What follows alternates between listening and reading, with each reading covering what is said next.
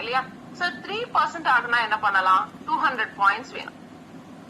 இந்த 200 பிபிய செல்லிங்லயும் கொண்டு வரலாம், டீமை பில்ட் பண்ணி குரூப் பாயிண்ட்ஸும் கொண்டு வரலாம்.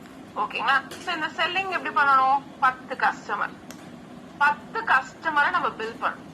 யாரெல்லாம் கஸ்டமர்? நாம இப்ப வெளியே சோப்பு பேஸ்ட் ஷாம்பு வாங்குவோமா?